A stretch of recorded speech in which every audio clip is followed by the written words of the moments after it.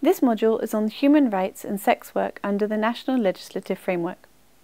By the end of this module, you will have learnt about the language used within the sex industry. For example, the difference between sex work and prostitution. A brief overview of prostitution policy in India from 1860 till 1978, and from 1978 till the present. The main body of legislation that governs sex work within India, and the position of sex workers under that legislation. Whilst we acknowledge that there are male sex workers within this Human Rights of Women course, our focus will be exclusively on female sex workers. The social actors who make up the sex industry are not simply those who transact in sex directly, but are also the business owners, investors, independent contractors, and other non-sexual employees of such establishments that facilitate the entire process. This module will focus on the position of the sex worker herself. She is any person who engages in the exchange of a sexual act service in exchange for money or goods. The sex industry extends to the sites of activity, including, but not limited to, brothels, bars, restaurants, hotels, flats, massage parlours, offices, cars, or anywhere that sex is offered and commercially, including occasionally, engaged with. A significant number of women within the sex industry come from extremely vulnerable social positions and have limited other employment prospects. A recent study completed by the United Nations Development Programme and the United Nations Family Planning Association states that from 73 female sex workers they interviewed from the Asia-Pacific region, only 11 had completed secondary school. Many of the participants had been victims of gender discrimination and had been forcibly taken out of school in order to start earning money for the family. It is likely due to the patriarchal culture and stereotypes that male siblings would have been allowed to stay in school for longer. Some participants in the study had been entered into child marriages by their parents.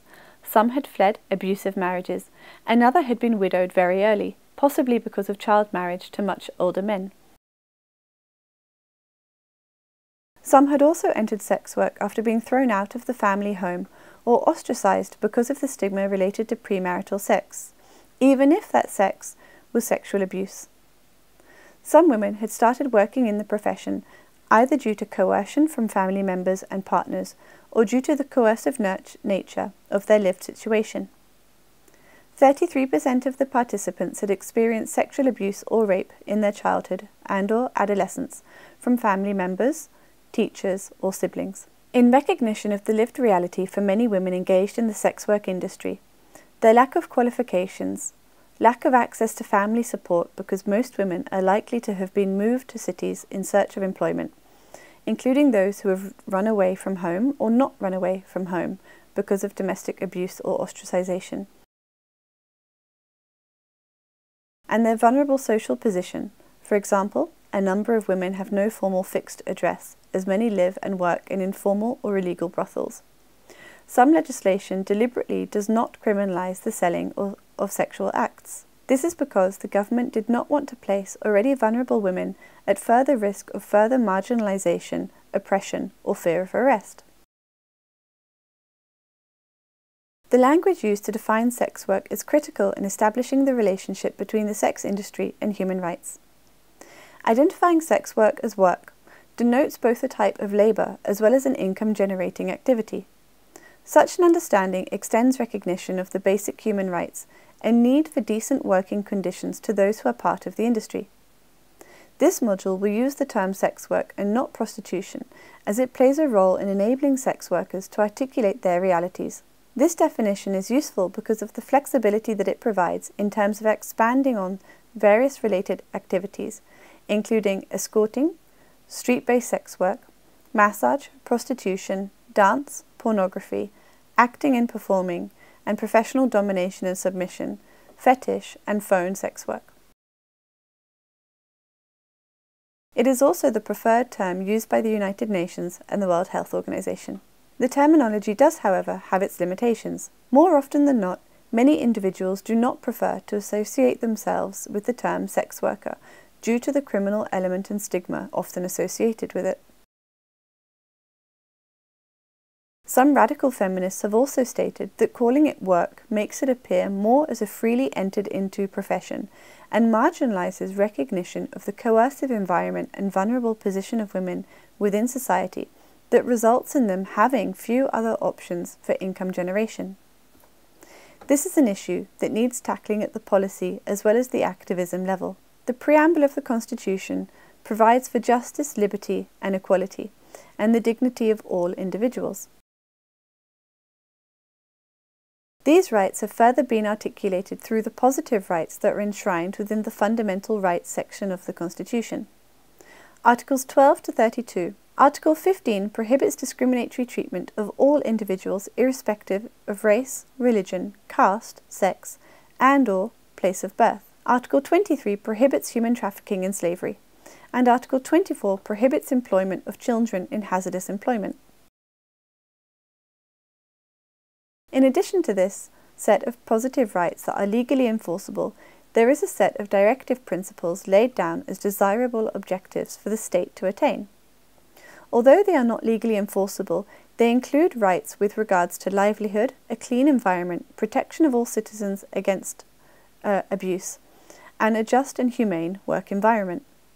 Further, the Indian judicial system, with its expansive interpretation of rights, has attempted to read these directive principles into the fundamental rights in cases of public interest litigation. India, despite having constitutional and other legislative provisions that prohibit discrimination and being signatory to numerous international agreements on women's rights that actively prohibit discrimination and exploitation based on gender, has not successfully managed to protect human rights of sex workers. The elevated levels of violence, child sex workers, and the lack of access to healthcare, including preventative healthcare, such as information regarding safe sex practices and accessible health screening, that has resulted in high levels of HIV and other sexually transmitted infections, continue to exist. This can be linked to the immorality and stigma associated with sex work itself, and to the lack of recognition of sex work that attracts basic human rights. The prevalent laws with regards to the sex industry in India originated during colonialism. One of the first legislations to deal with the matter was the Contagious Diseases Act of 1868. This act segregated sex trade workers and isolated them to ghetto-esque areas in Sonagachi in Calcutta and other parts of India. Sex workers were affiliated with being vectors of disease and as a result were subjected to police harassment under the regime of criminalization of sex work that then existed. This act was later repealed in 1889 through a movement led predominantly by white female missionaries. These missionaries accorded victim status to sex workers upon their rescuing discourse. Upon decolonization, India became part of the global trafficking abolitionist movement and in the 1950s signed the UN Declaration on the Suppression of Trafficking. In consonance to this, it further signed the All India Suppression of Immoral Traffic Act, CETA, in 1956, which was later amended in 1978 and then again in 1986, when it was renamed the Immoral Trafficking Prevention Act, or ITPA. The ITPA still remains in force today and is discussed in this module.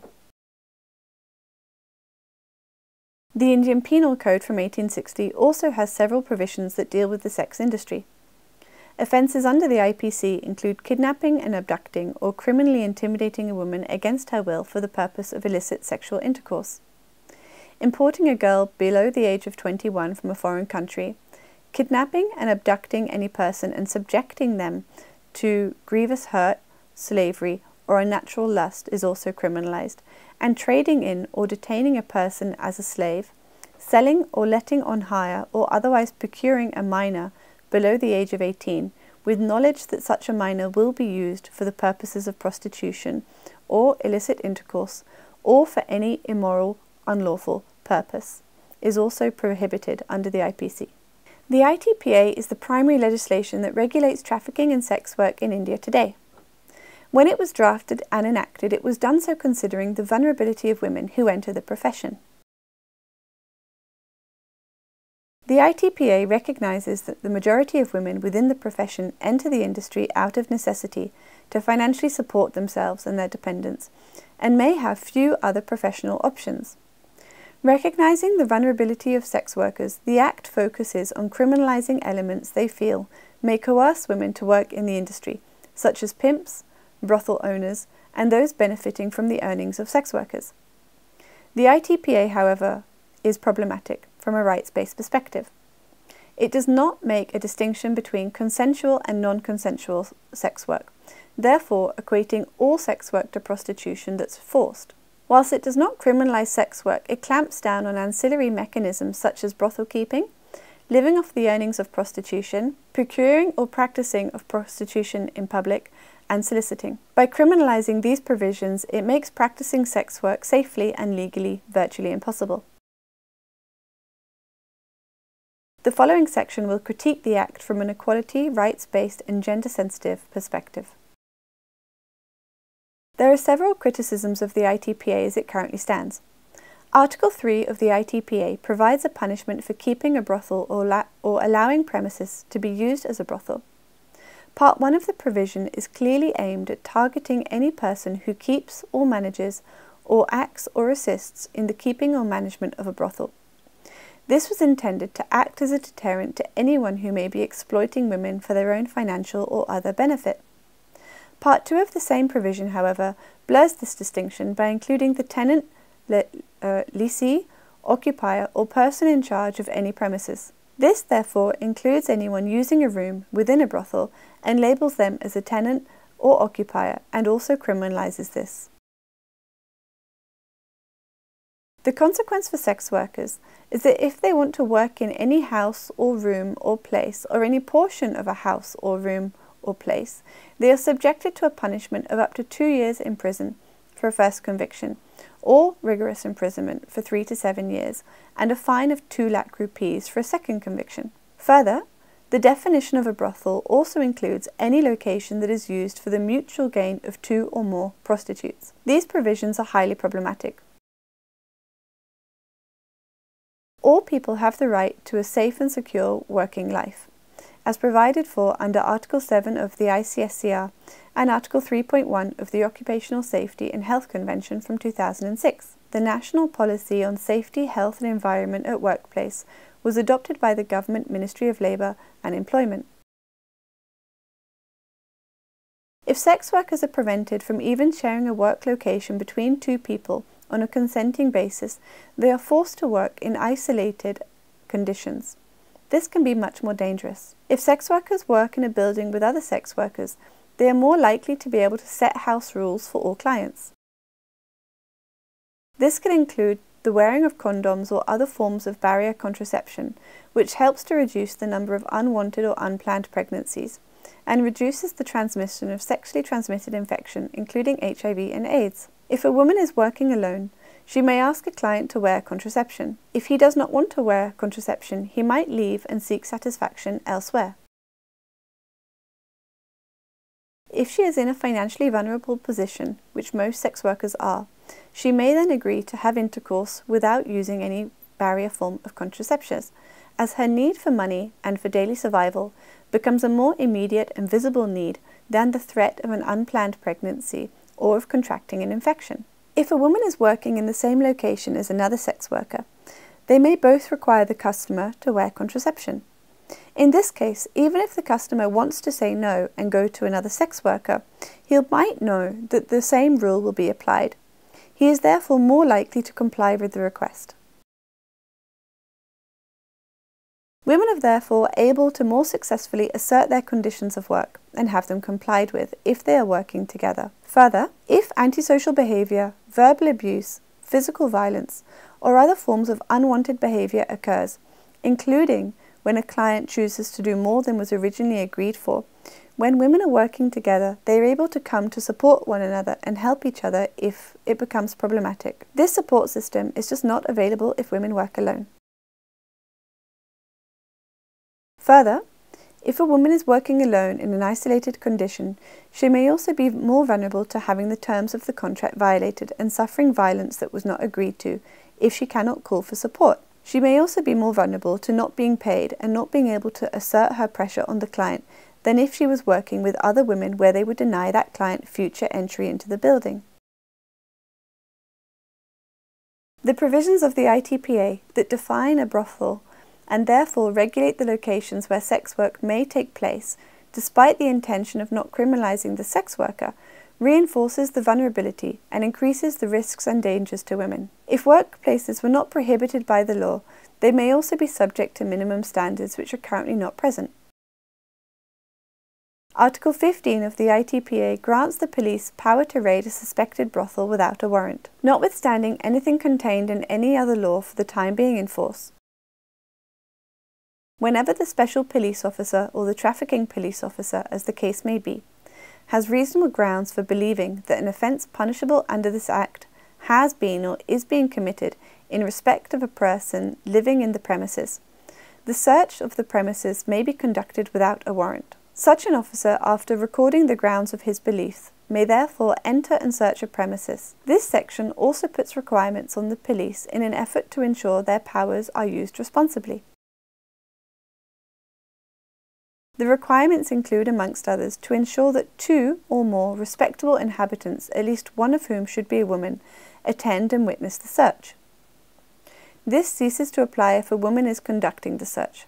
The special police officer or the trafficking police officer, as the case may be, making a search under this section shall be accompanied by at least 2 women police officers.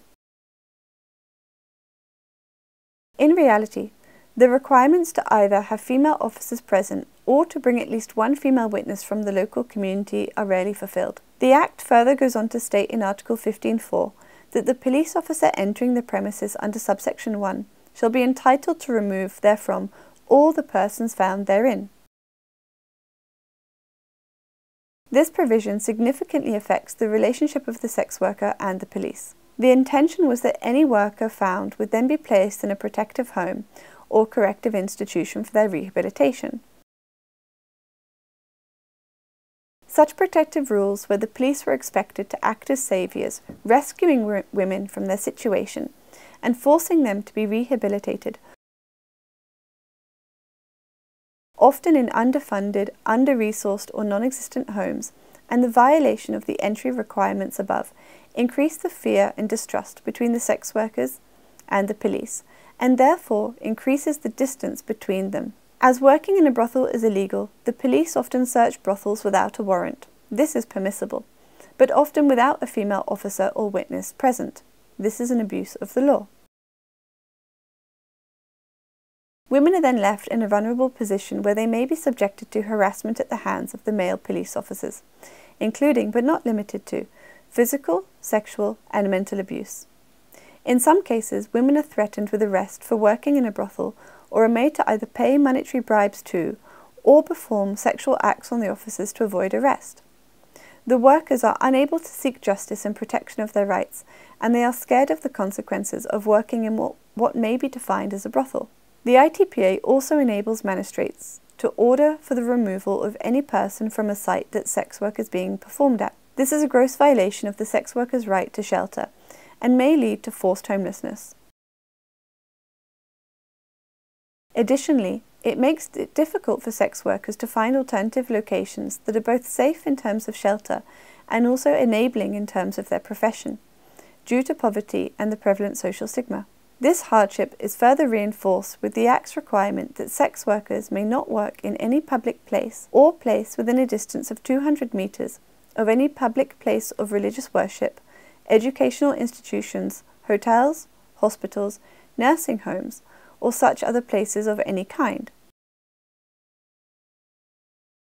Any violation of this requirement may result in a prison sentence of up to 3 months.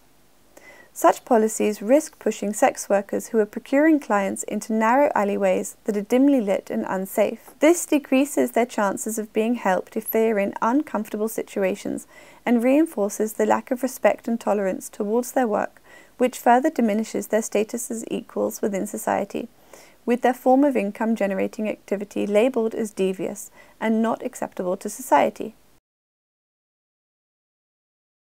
Further, the ITPA also regulates the procurement of sex by clients. This was drafted with the intention of targeting the purchaser and not the sex worker, as it recognises the vulnerability and socially disadvantaged position of the sex worker. The drafters of the legislation deliberately didn't want to punish the sex worker or put them at further risk of disadvantage, and this is why the purchaser or the client, and not the seller, is criminalised. Under the Act, any person who attempts to procure a person, whether with or without their consent for the purposes of prostitution, shall be punishable on conviction with rigorous imprisonment for a term of not less than 3 years. This is obviously intended to act as a deterrent towards those who are considering the purchase of sex, and to try to safeguard the sex worker from harm. Despite these intentions, in practice the safety of the sex worker is still very much affected. If neither the purchase nor the selling of sex is criminalised, then neither party fears being arrested at any stage of the negotiation or other process. When one party is criminalised, say in this case the purchaser, they feel scared of being arrested when they are approaching a sex worker. The reality on the ground, therefore, means that prior to the act of purchasing being made illegal, a negotiation may take several minutes before an agreed service and exchange is agreed upon. Time to negotiate a fee for a specific service enables the sex worker to also assess the safety of the client and whether she feels comfortable engaging with them. Time to negotiate and agree to what the client is requesting and any such conditions associated with this, such as the sexual act itself, how long it will last, and whether contraception will be worn, are all important. These negotiations typically take place in doorways or pavements or by the windows of parked cars, or near scenes of social interaction, such as bars, hotels, and clubs. When the purchase or selling is criminalised, one of the parties is likely to feel unwilling to engage in this negotiation, as any prolonged communication may raise the suspicions of the police or law enforcement officials. The result is that the worker feels pressurised to enter a purchaser's car or other location without having had as much time to negotiate. When she is already in the car or the bedroom or the other place, her negotiating power is no longer as high. It's also harder for her to work up a rapport, to flirt with and potentially walk away from a client in order to tease them, and to try and ensure that she gets the best price available. She is also less able to reject any propositions she is uncomfortable with, or have time to ensure she feels safe with the client. These negative consequences on the negotiating process are experienced on a routine basis, far more often than purchasers are actually arrested. They may therefore be said to be disproportionately affecting women. Laws intended to protect the sex worker and criminalise the purchaser do in fact then harm the sex worker. Article 4 of the ITPA criminalises anyone above the age of 18 for living on the earnings of prostitution. It goes on to state that any person who knowingly lives wholly or in part on the earnings of the prostitution of any person shall be punishable with imprisonment for a term which may extend to 2 years. This section was clearly intended to target pimps or other persons who were forcing women to work as sex workers and making a profit. Whilst this is a praiseworthy aim, the provisions may be abused to the detriment of the sex worker and her family. The strict drafting of the paragraphs results in it reading, where any person over the age of 18 years is proved to be living with or to be habitually in the company of a prostitute, or to have exercised control, direction or influence over the movements of a prostitute in such a manner as to show that such a person is aiding, abetting or compelling for her prostitution, or to be acting as a tout or pimp on behalf of a prostitute, it shall be presumed until the contrary is proved that such person is knowingly living on the earnings of prostitution. By presuming guilt until the contrary is proved, the provision was drafted to have a deterrent power to deter potential pimps from selling women. It also recognises the different power status between a sex worker and a pimp, and that a paper trail of evidence may be hard to establish.